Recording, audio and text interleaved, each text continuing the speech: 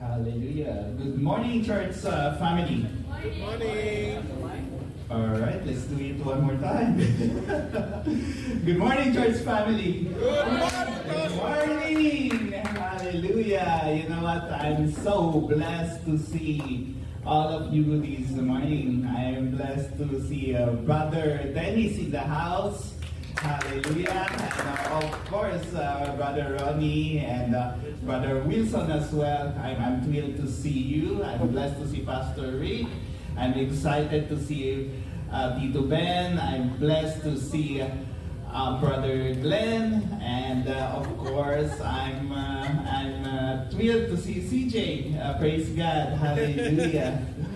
You know what, brothers and sisters in Christ, every Sunday morning, I'm always excited to go to the service. And for the very reason that every time I come over here or wherever is our Sunday service, I feel that I'm with my family.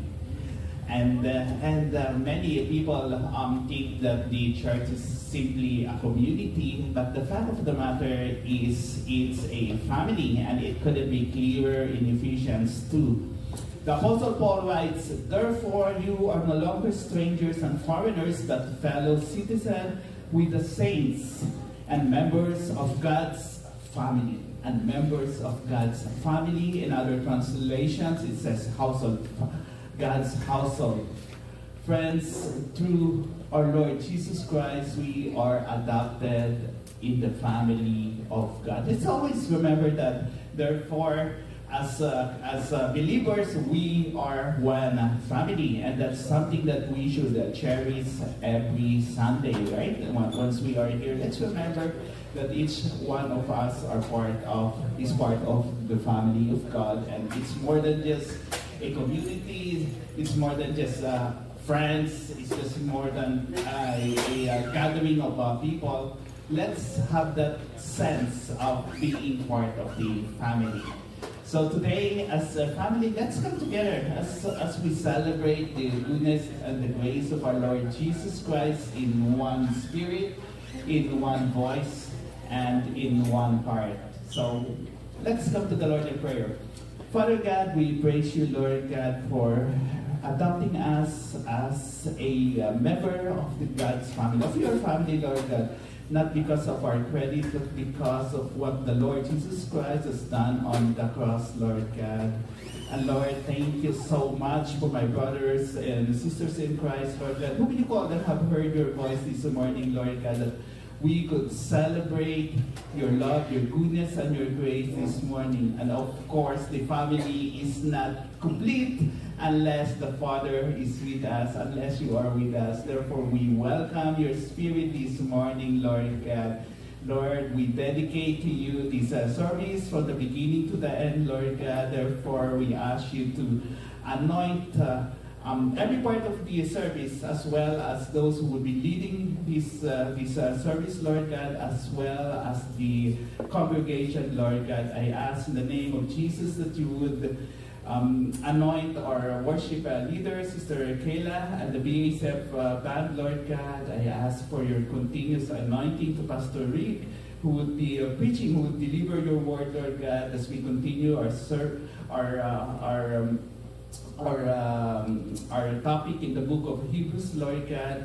And Lord, even for our giving, Lord God, I trust you, our giving, Lord God. We thank you, Lord God, that we could have the opportunity to give, Lord God. It's truly a privilege and a blessing, Lord God. We recognize that we could give because you have given us first, Lord God. So we commit to you our giving, Lord God. We also entrust to you our Sunday school kids, Lord God, our prayer, Lord God, that our kids would grow in love and grace, and that they would know you more each day, Lord God, through our Sunday school, Lord God. And we also commit to you our Sunday school teachers, Lord God. It's a prayer, Lord God, that you would give them wisdom, Lord God, as they guide our young kids, Lord God, to know you more, and that you will be transformed into the image and likeness of our Lord Jesus Christ from one day to another, Lord God. Lord, once again, we commit to you the rest of this gathering, Lord God, and it's our prayer, Lord God, that your name will be lifted up and be glorified once again. In Jesus we pray, and all God's people say, Amen, amen, and amen. Praise God. So for our announcement, we have our midweek service, and of course, the midweek service starts at 7 p.m. every Wednesday. And that's online fellowship, 7 p.m. to 7:30, and after at 7:30 our formal the service will formally start, and we will have our worship, and then we also have our testimonies, and of course the word. And for the exhortation, for the encouragement, we have Brother Glenn Ramos, who would be God's messenger this Wednesday. So let's get excited, and of course there will be a time of prayer afterwards, and sharing and reflection. So it's a great way to be encouraged, a great way to rest in the Lord Jesus Christ in between the two Sunday services, the midweek service. So for prayer requests, please don't hesitate to reach Tito Arnel, Pastor Rick, Tita Tess, or myself, or anyone in the group. We would love to hear from you, and we would love to pray with you. So midweek service, July 24th at 7 p.m. Any other announcement we have? Oh, of course, the water baptism August 10th on 521 Scott Boulevard, Milton, and of course that's Brother Jojo's place. And we will have how many? Seven. We have 7 candidates, and the water baptism will start at 10 a.m. So let me encourage you to come and support the brothers and sisters that will be baptized this coming August 10th. Let us know who's coming, so we could also prepare accordingly.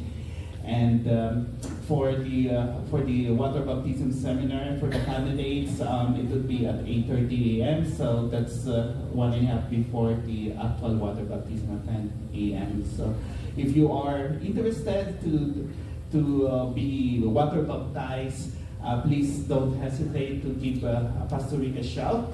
This is open for everyone. So for those who was not water baptized yet, let me encourage you to join us and be water baptized on August 10th. So that's an open invitation for everybody. So do we have anything else for this week? And of course, for the upcoming Sunday service, we have the mom and son duo, Sister Grace and Shannon, who will be leading the worship and opening prayer, our dear Brother Keen. And of course, Brother Jojo will be preaching this coming Sunday. Praise God, hallelujah. So something we have to look forward once again. And for the refreshment, we got the Bularan in Quack families that will be hosting us this coming Sunday. Praise God. And of course, for giving, we appreciate your sacrifice of giving, and it's today we like to express our gratitude to your giving. Then you become part of the ministry that the Lord has installed for the church by supporting these ministries. You not only bless the church, but you also bless other people. So once again, we thank you for supporting the church through giving. 3 ways to give us always. We have the app or online through the Tithe, and of course we also have a donation box or giving box at the back over there. If you cannot go to the church, then give us a shout and we'll swing by your place and we could pick up your gifts, your giving. Praise God. Hallelujah. That's it for now. So once again, we thank you for joining us today, and why don't we welcome the worship team led by Sister Kayla and the rest of the BACF team. Praise God.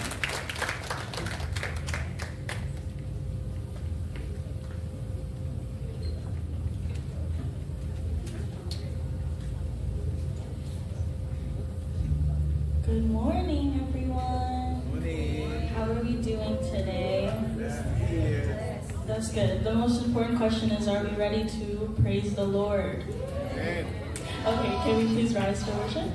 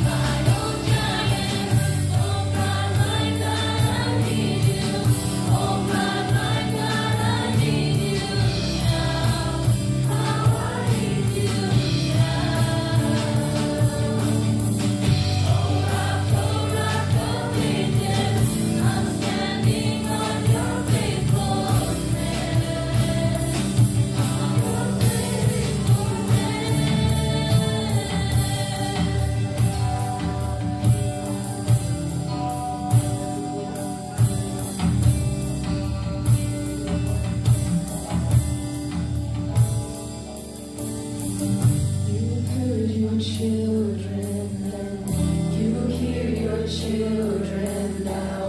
You are the same God. You are the same God. You answered praise back then, and you will answer now. You are the same God. You are the same God. You were providing then. You are providing now. You are the same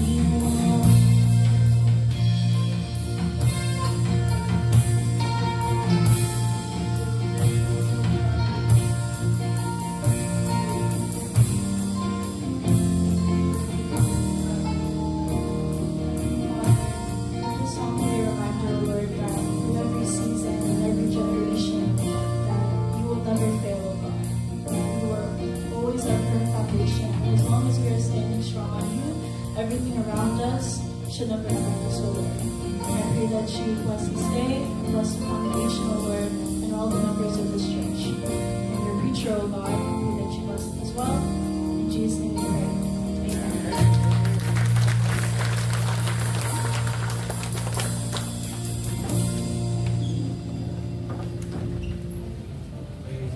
Praise God, hallelujah. What a powerful worship, amen. Thank you, Holy Spirit. Thank you, Lord, for your presence. This time we gather. Thank you, Lord, that you are good and faithful. Thank you that you are a strong foundation. Hallelujah. Where we can always put our faith and trust in you, God, Lord. Because you are immovable, oh God, Lord. You're unchanging. You're constant. Hallelujah. Hallelujah. Thank you, Jesus. Thank you, Jesus. Hi,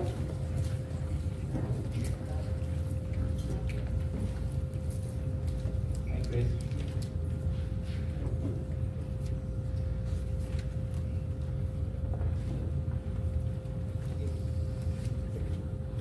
Do you have any guests? Welcome back, Roy. See you again. Well, this morning we are continuing our series on Hebrews Reloaded. We called it Hebrews Reloaded. She said, can you reduce the light, Brother Rolly, a little bit? Just reduce the light a bit. Last Sunday, I know I still was remembering this Sunday service last Sunday where Pastor Mike preached a very, very powerful message, finding rest in the restless world, and Jesus is our rest. Amen. And His offer of rest means complete spiritual rest for our soul. Amen. And in His presence, that anyone who comes to Him will experience this rest, not in the future, but right here, right now, when you accept Jesus Christ as your Savior, Lord. So today, in chapter 7, I will be preaching on this title, Jesus and His Priesthood. Jesus and His Priesthood. So would you stand with me as we read the portion of chapter 7 of Hebrews, and you have your Bible, follow along with me, and if not, just read on the screen. Reading from New King James Version, Hebrews 7, 1 to 10.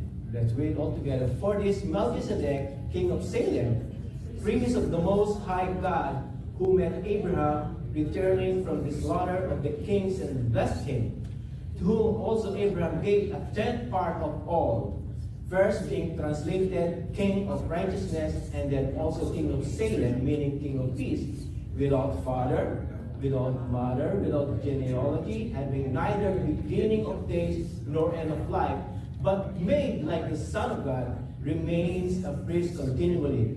Now consider how great this man was, to whom even the patriarch Abraham gave a tenth of his spoil. And indeed, those who are of the sons of Levi, who received the priesthood, had a commandment to receive tithe from the people according to the law. That is, from their brethren, though they have come from the loins of Abraham, but he whose genealogy is not derived from them received tithes from Abraham and blessing, who had the promises. Now beyond all contradictions, the lesser is blessed by the better. Here mortal men receive tithes, but there he received them, of whom it is witnessed that he lives, even Levi, who received tithes, paid tithes to Abraham, so to speak, for he was still in the loins of his father when Melchizedek met him. Let us pray. Father God, Lord, this is your holy word, O God, Lord. And this is the food for our soul, O God, Lord. And we ask you, Holy Spirit, empower your word, and that anoint myself, anoint me as well as your preacher, O God, Lord, as your messenger, O God, Lord. But the message is you, and I will be speaking, God, your word. That's why, Lord, I completely, truly rely on the Holy Spirit, that without you, I cannot do this. Lord, Holy Spirit, anoint your people as well, anoint their ears and hearts as they open their hearts to the message today. In Jesus' name, amen. Amen. Please be seated. So let's jump right into our study of this passage, looking on this outline.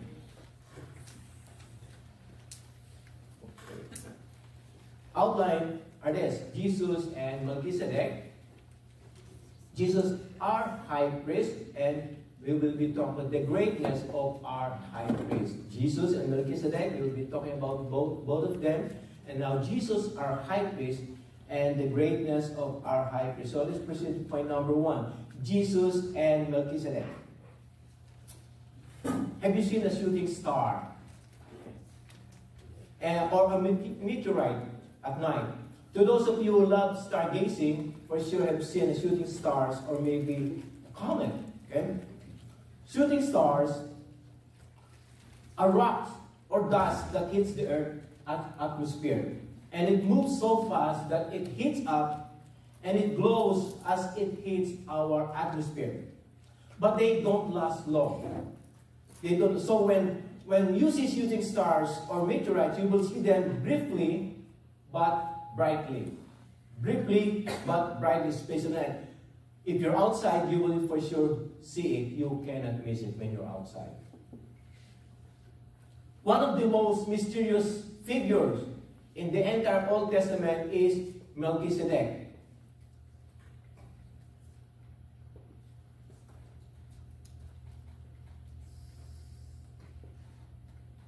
Melchizedek, a seemingly insignificant character in the Bible, and yet he left a significant impact to God's people because of what his name and his calling represents to you and to me as introductions of the Messiah Jesus.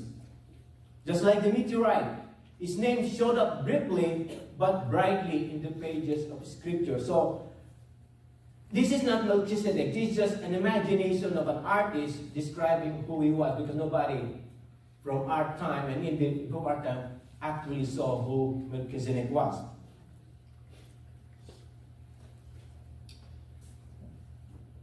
In Genesis chapter 14, we read the narrative that Melchizedek met Abraham bringing bread and wine after he returned from the battle against 4 kings and rescuing his nephew Lot.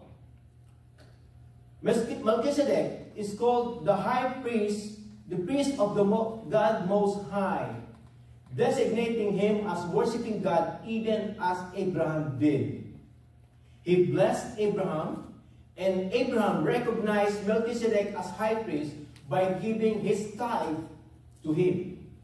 All of what he owns, he gave tithes to Melchizedek. And there was no mention, no mention is made of Melchizedek for another 1,000 years, until David prophesied of the Messiah being declared as a priest forever according to the order of Melchizedek in Psalms 110.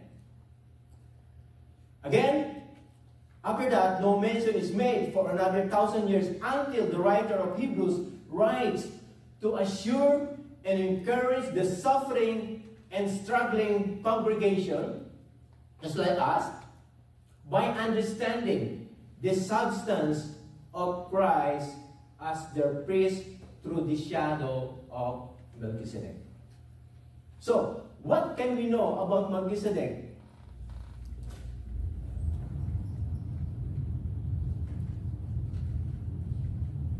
What can we know about Melchizedek?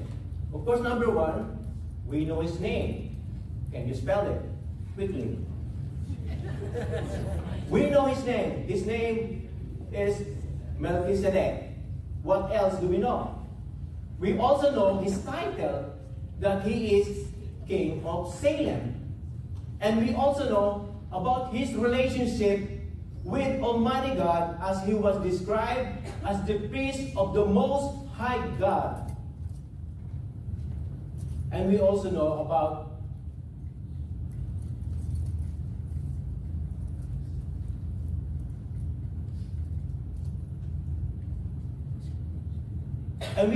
his connection with Abraham when he performs priestly duties to him. How?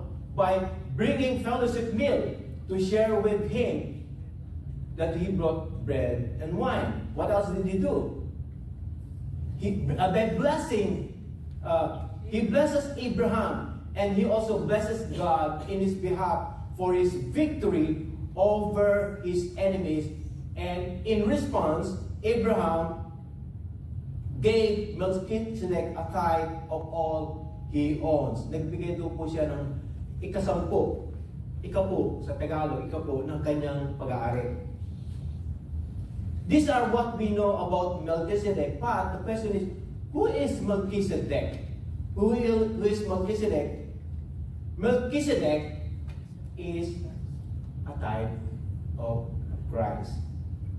Last Sunday, we heard that Pastor Mike saying that Joshua was a type of Christ. What did he mean by that? What did Pastor Mike mean by that? Let's have a crash course in theology. Just a short crash course in theology. Okay? The phrase type of Christ mentioned was based from a tool in biblical study in theology, which is called typology. Typology. Okay? It is a symbolism. And a biblical typology is a symbol that represents something of the future. A symbol that represents something of the future. And to be more specific, a typology is a person or thing in the Old Testament that foreshadows a person or things in the New Testament. Are you following me? Now, under typology, there are two more terms used in theology. It's called type and antitype. Type and anti. I'm sorry to maybe, what is this? Okay? But just to illustrate everything, okay? And I will explain what that means. Type and antitype. Type is the prophetic symbol of a person or something, and antitype is the fulfillment of that type. Are you following? Type is the prophetic symbol of a person or something, and antitype is the fulfillment of that type. Let me give you an example so we understand better. Example of type and antitype. What is that? Where do you see that symbol? In a medicine, right? In any prescription, you will see that bronze serpent. Bronze serpent. In the Old Testament, okay? Numbers 21:9, a brazen serpent. The story was that because of their discipline, God judged them. He sent serpents to bite people, and of course, they died. And so the people come to Moses, okay, what's going on, Moses? And so Moses consulted God, and God gave him instructions to make a brazen serpent, just like that, and put it in a bowl and lift it up, okay? And those people who will look up on that bronze serpent in a bowl will get healed from snake bites.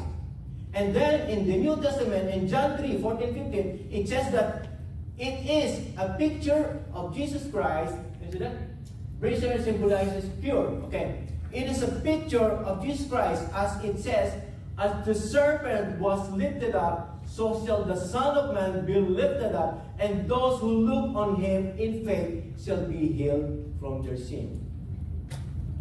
So, the brazen serpent was a type, and Jesus Christ on the cross was the antitype. Another example, in the Old Testament, we read about lambs being slain as a sin offering. As a sin offering. And then we hear the words of John the Baptist when he saw Jesus entering in Jerusalem, saying, "Behold, the Lamb of God who takes away the sins of the world." So the slain lamb in the Old Testament was a type of Christ, and the cross in Jesus Christ was the antitype.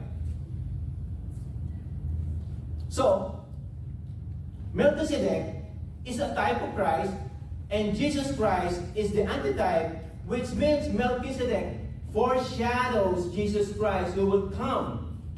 And he already came to die for the sin of the world. And he became our high priest forever in the order or the same manner of Melchizedek. As Pastor Mike illustrated last Sunday, this is the shadow, okay? Using the shadow of his hand, Melchizedek is the shadow of which Jesus is the substance. Melchizedek is the shadow of which Jesus is the substance. Friends, it is also important to understand that some of the types of Christ mentioned in the Old Testament were inferior illustration of who Jesus really is. For example, it seems irreverent to compare real lamb with the Lamb of God, also as the brazen serpent to Christ on the cross. But understand that they are important, for they are meant to give the readers a better insight from an illustrative point of view. They were in the Bible to help us understand now who Jesus Christ is. But with Melchizedek, many are divided whether he is merely an illustration of Christ or a pre-incarnate Christ. Or pre-incarnate Christ. But when his name was mentioned in Scripture, but reading verse 3, as we read verse 3, it says, "But made like the Son of God, and he remains a priest continually." That's why some interpreters said that he was a pre-incarnate Christ. Okay? And nobody really knows, but one thing is sure. Melchizedek serves as a very interesting picture of Christ with his person and priestly calling. Melchizedek and Jesus are simply shadows in substance, or type and antitype. So let's study more about Melchizedek. Hebrews 1:2. "For this Melchizedek, king of Salem, priest of the Most High God, who met Abraham returning from the slaughter of the kings and blessed him, to whom also Abraham gave a tenth part of all, first being translated king of righteousness, and then also king of Salem," meaning king of peace. So Melchizedek was both king and priest at the same time. What is in his name? What is in his name? Hebrew word melech means king, and Tzedek means righteousness. Therefore, his name means king of righteousness. I think I'm gonna buy a new controller. The name means king of righteousness. How about Salem? Salem was a city in Israel, and the name was derived from Shalom. Shalom, as we know, it means peace. Okay? And Salem became the holy city of Jerusalem. Say Salem, Jerusalem. Okay? A city of peace. Thus, Melchizedek was called King of Salem, or King of Peace. You are probably wondering, where did Melchizedek come from? Like a meteor, all of a sudden, in the scene, in the scripture. While studying this, I made this assumption that maybe, just maybe, Joshua and Melchizedek were brothers. Why? Because both of them are son of Nun. Because, right? Well, Melchizedek was, as a priest, was without, see, this is the son of Nun, without earthly father and mother, without genealogy, without beginning of days or end of life, and he also remained a priest forever. According to the law, Melchizedek cannot be a priest, or a high priest for that matter, because only those who came from the lineage of who? Levi or Aaron are qualified to be one. Priest and high priest were instituted by the law, according to the law. But Melchizedek, according to Scripture, was said to be high priest of the Most High God. God Almighty has sworn in Melchizedek to be his high priest, not through the law. Now enter Jesus. Jesus came into the picture.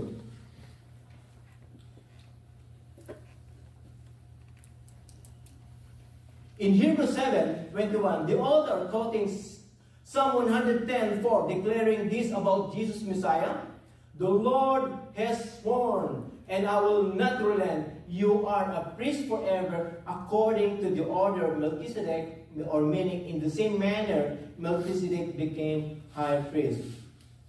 And we all know also that Jesus came not from Levi, but he came from the tribe of who? Judah. Jesus was not under the law because he is above the law. He is above the law. And King David prophesied, and it was fulfilled, that Jesus is a priest forever in the same way or same manner as the priesthood of Melchizedek. Jesus became the new and better Melchizedek, not just high priest, but also the high priest king. So let's look up on the chart here. We are about Jesus and Melchizedek. They are confirmer of God's covenant. And with Melchizedek and Jesus Christ, they are both king priest. Melchizedek was the king of righteousness. Jesus Christ is God's righteousness. Amen? Melchizedek was the king of peace. Jesus Christ is the prince of peace. Okay? And Melchizedek pronounced blessing upon Abraham. And Abraham gave tithes to Melchizedek, recognizing his being high priest. Okay? Now, through Jesus Christ, his blessing is upon us, being the heirs of the covenant. Abraham was the heir of the covenant, according to the law, according to the promise. Okay? Now, Jesus Christ, for the children of God, blessing comes through him. Where is the blessing coming from? See that he blesses with all kinds of blessings, spiritual blessing. Amen? And how do we respond to Jesus? We offer to him a sacrifice of praise. Hebrews 13:15. And here's more detail to explain that better. Melchizedek, again, king of righteousness. Jesus Christ, the king of righteousness. Jeremiah 23:6, 1 Corinthians 1:30. If you are not taking note, 2 Corinthians 5:21. He who knew no sin became sin for us so that we can become the righteousness of God. Our righteousness is not our own, but Christ's righteousness, which he imputed in us when we receive him as Savior and Lord. Melchizedek, again, king and priest at the same time. Jesus Christ is the king of all kings. He is the high priest forever. He is the mediator between God and man. And through him, we can enter the most holy place through his blood.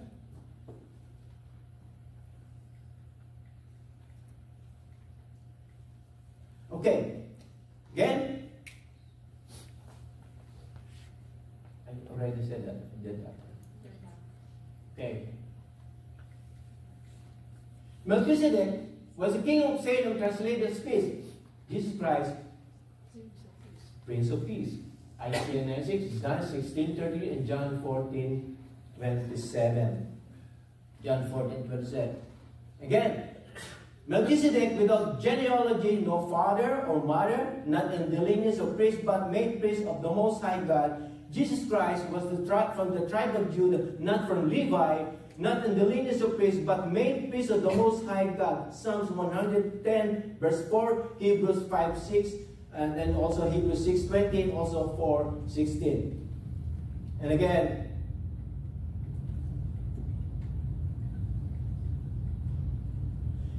Melchizedek, no beginning of days nor end of life.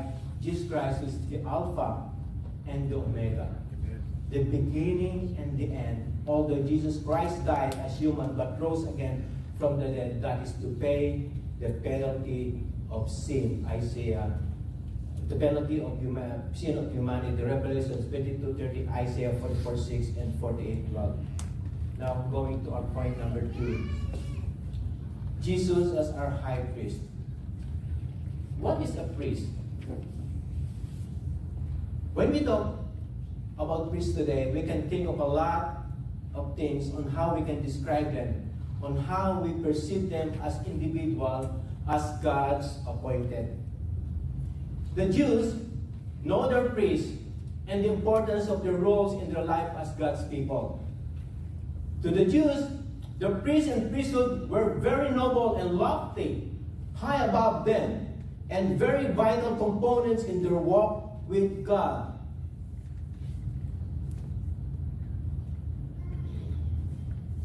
To the Jews, priest and priesthood is equals to Judaism. Okay? Without the priest, there is no religion. Without the priest, there's no religion. Priests were the ones who connected man with God. The Latin word for priest is pontifex. That's why Pope Francis is called the pontiff of the Roman Catholic faith. The pontiff, which means bridge builders. The priests were the ones who built bridges from man to God. And religion was an access to God. And since they could not go direct to God, they had to go through a mediator. And the priests were designed to be the mediator between man and God. For example, in the Day of Atonement, this happens once a year, they could not go into the Holy of Holies and put the blood on the mercy seat. The high priest had to do that in their behalf. They mediated between God and man. They built the bridge. And this was how God designed it, and He set apart or called out men to do that role. And for the tribe of Levi, where the priests come from, and Aaron was the first high priest according to God's specification, according to the law. Now, let's look at Jesus' priesthood. This would just be a reiteration of what I already explained earlier. Let's look at this Jesus' priesthood. His priesthood was not under the Levitical law. Okay. Now consider how great this man was, to whom even the patriarch Abraham gave the tenth of the spoils. And indeed, those who are of sons of Levi, who receive the priesthood, have a commandment to receive tithe from the people according to the law, that is, from their brethren, though they have come from the loins of Abraham, but he whose genealogy is not derived from them received tithes from Abraham and blessed him who had the promises. Now, beyond all contradiction, the lesser is blessed by the better. Here, mortal men receive tithes, but there he receives them, of whom it is witnessed that he lives. Even Levi, who received tithes, paid tithes to Abraham, so to speak, for he was still in the loins of his father when Melchizedek met him. The phrase, this man,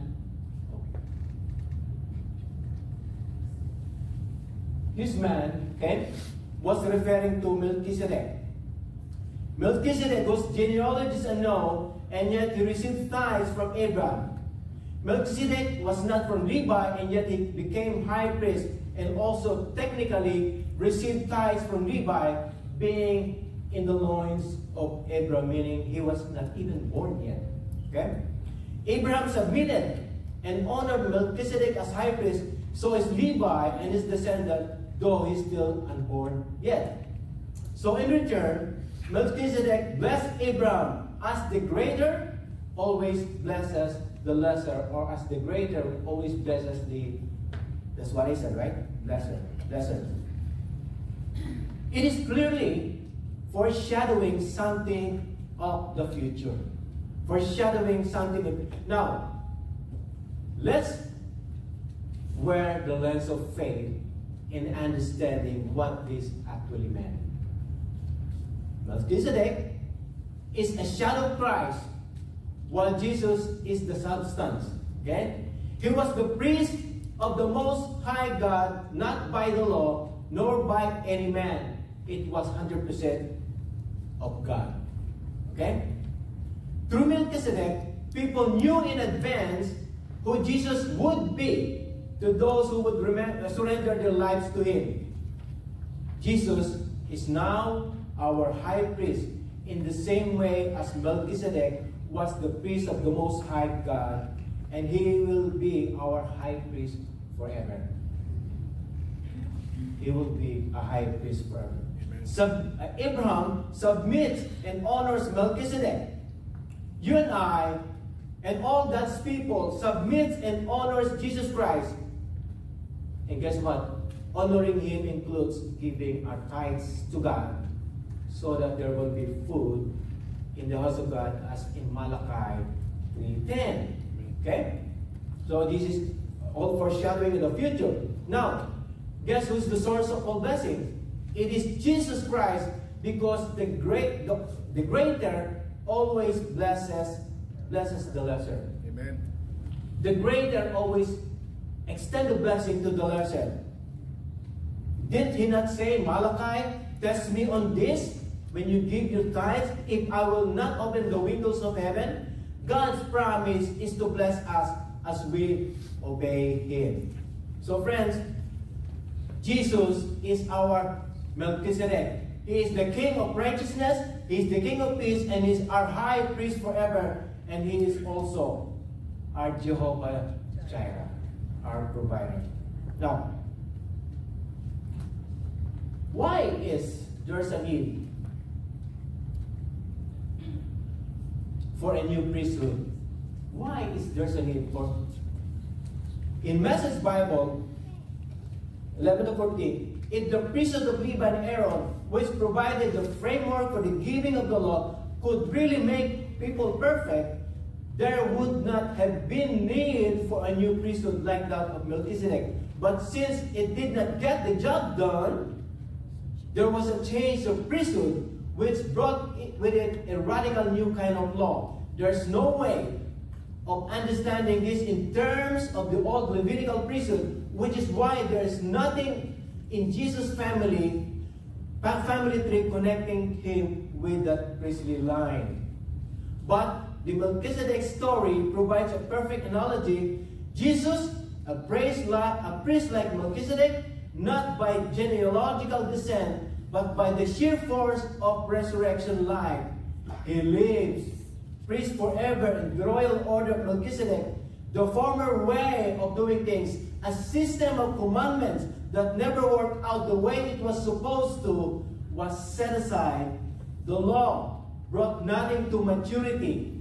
Another way, Jesus, a way that does work, that brings us right into the presence of God, is put in its place. Meaning, the law and the priesthood, according to him, did not work and will never work. Amen. Okay? The law and the priesthood were established only to point us to Jesus Christ, who is the fulfillment of all the laws, and to be the greater high priest once and for all. Amen. What happened in the laws and in the past time, it was just things that happened to point us to the substance of it all. Jesus is the substance of it all. His priesthood is needed to fulfill the law and attain perfection. Isn't it that from chapter 6, in reading chapter 6 of Hebrews, the writer is telling the Jews to leave the elementary principle of Christ and move on to perfection, move on to maturity. Because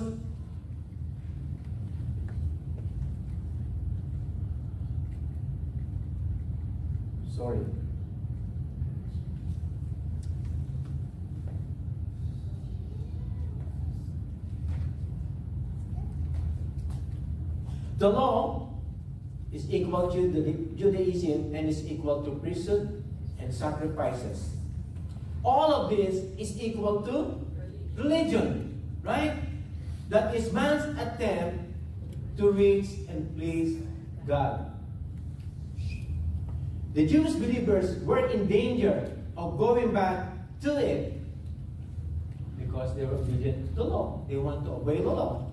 And then why go back to something that did not work? Isn't it that when we are doing something and it didn't work, would you do it again? Would you do it, oh, let me try it again, do exactly the same thing? Of course not. If it did not work the first time, who would think it will work the second time? The law did not work.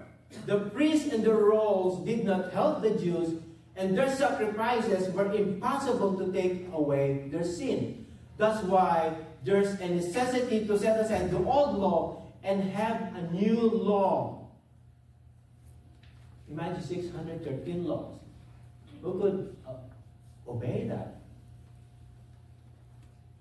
Jesus' priesthood can and will not be under the law because he was not from Aaron or Levi. By that, Jesus cannot be a high priest according to the law, but he became the ultimate high priest anyway. Jesus Christ fulfilled the law, and then he set it aside to give way to the new law. And the law that he gave is this law of love and grace under the new covenant. Love the Lord your God with all your heart and all your soul. And the second is like love your neighbors as yourself. Love, grace, he simplifies it. He simplifies it, and he is given also the way of doing it by his Holy Spirit. Let me tell you folks that there is no way but Jesus' way. Okay? In John 14:6, RJB version. You tell them what is RJB again? And if it's not Jesus' way, there is no way because it is the wrong way. Amen. Let me say it again. If it is not Jesus' way, there is no way because that's the wrong way. Hallelujah. Jesus is our perfection, and Jesus is our holiness, and God can only be pleased in His Son, Jesus Christ. God is pleased and will always be pleased with us in account of His Son. Now, point number 3. Let's talk about the greatness of high priest. Now, first, let's see the difference between Jesus' priesthood versus priesthood according to the law. His priesthood was with an oath, talking about Jesus' priesthood. Inasmuch as he was not made priest without an oath, for they had become priests without an oath, referring to the Old Testament procedure of having priest and high priest. But he, with an oath by him, who said to him, "The Lord has sworn and will not relent, you are a priest forever, according to the law order of Melchizedek." Any other priest and high priest were without an oath. They were established and appointed by and through the law of Moses. You're from Levi, and you're from Aaron, then you can be qualified as priest and high priest. In the same way, God swore to himself about the promise, but God himself swore to himself, not to anyone else. In the same way, God swore to himself about the promise and the blessing he promised Abraham, that Jesus Christ will be a high priest in the order of Melchizedek. Now, what made his priesthood greater? What made his priesthood greater?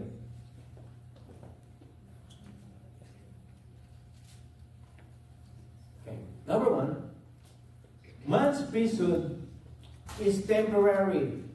When he dies, guess what? He will be replaced.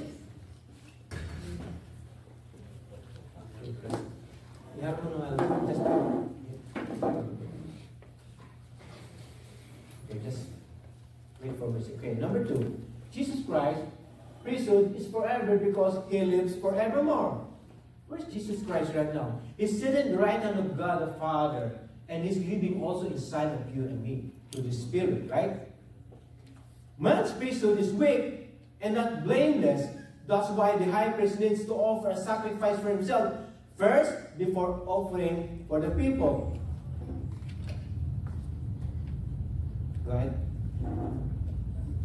Jesus Christ offered himself once and for all, not for him, because he did not sin. Man's priesthood lead them back to the old covenant, while Jesus Christ led us into and assures us of a better covenant in him. Now, what can we expect from our high priest? Our great high priest will intercede for us. Melchizedek blessed Abraham, and he prayed for Abraham. Okay. Our great high priest will intercede for us. And Hebrews 10:25, therefore he is also able to save to the uttermost those who come to God through him, since he always lives to make intercession for them.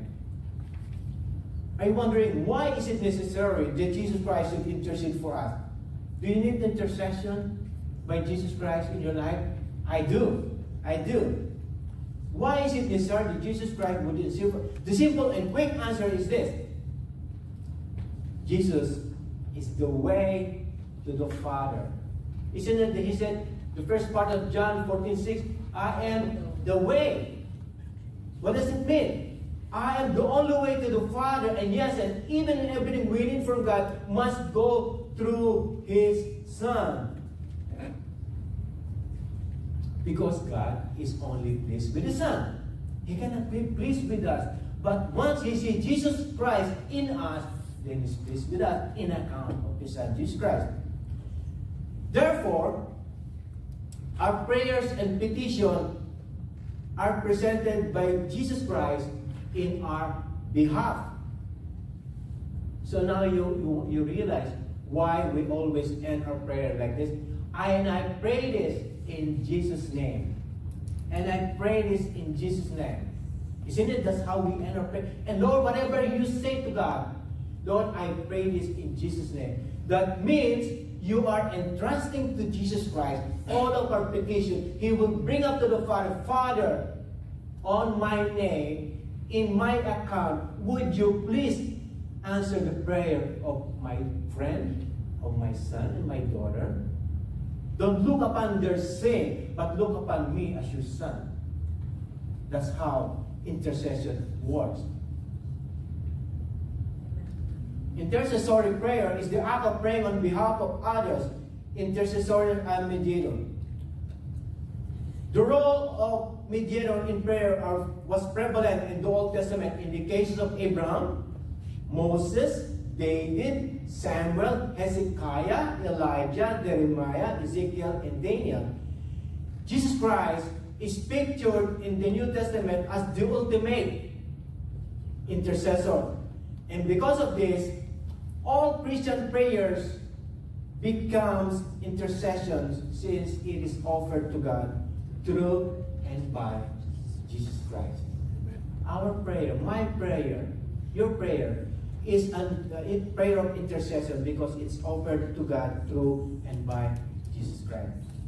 Jesus bridged the gap between us and God then when he died on the cross. 1 Timothy 2:5. For there is one God and one mediator between God and man, the man Christ Jesus. Romans 8:34. Who is he that condemns? Jesus Christ, who died, more than that, who was raised to life, is at the right hand of God and is also interceding for us. Friends, anything and everything we utter in prayer by faith in Jesus Christ, he presents it to God as if he's the one asking for it. When we present our prayer to God in Jesus Christ, he presents to God as if he's the one asking for it. Think about that. Jesus as intercessor is our means of getting the answer from God. He pleads to the Father in our behalf, just like the dream of Jacob about the Jacob's ladder as the means of sending petitions to God and getting answers from God. Jacob's ladder signifies the connection between God and man, between heaven and earth. Jacob's ladder is another type of Christ, and Jesus Christ is the antitype, who is Jacob's ladder. When he sat at the right hand of the Father, always intercedes for us. Now, in conclusion, I want to close with this. Is Jesus your high priest? Do you want Jesus to be your high priest? According to Scripture that we read, Melchizedek was the king of righteousness and also the king of peace. It was not written the other way. It was not written as king of peace and king of righteousness. And I believe that there's a reason for that, why it was mentioned first king of righteousness before he became king of peace. He was presented as king of righteousness before he was king of peace. People are all peace seekers, isn't it? Who wouldn't want to experience peace? Especially in this day and age where we're living in, people would pay good money just to experience temporary peace. People fight for peace. People die for the sake of peace. But at most times, people are looking for the wrong kind of peace and from the wrong place. But Jesus said, my peace I live with you, and my peace I give to you. The peace that I give to you is not the same as the world gives. Question is, do you want to experience the Prince of Peace? If you do, you need first of all to receive the King of Righteousness. Amen. Before you experience peace.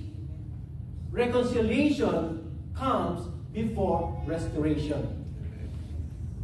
Reconciliation comes before restoration. In 2 Corinthians 5:21, Paul said this, he who knew no sin became sin for us so that he can become the righteousness of God through Christ. Let me tell you folks, Jesus Christ is the better Melchizedek who offers to us his righteousness so that we can experience him as Prince of Peace. He is a new high priest, and he is our priest forever.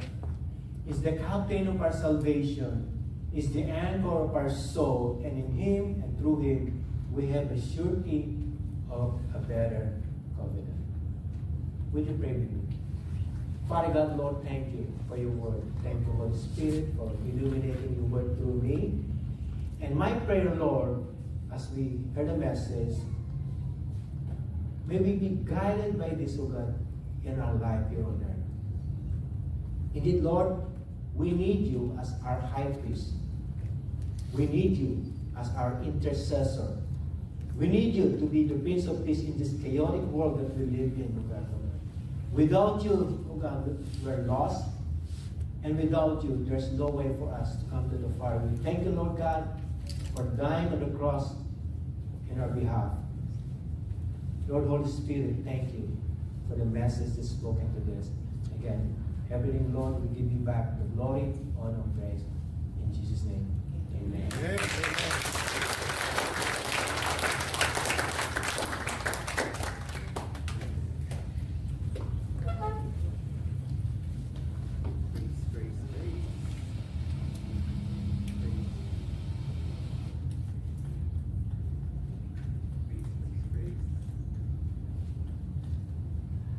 Praise. There we go. Thank you so much. Thank you so much, Pastor Rick.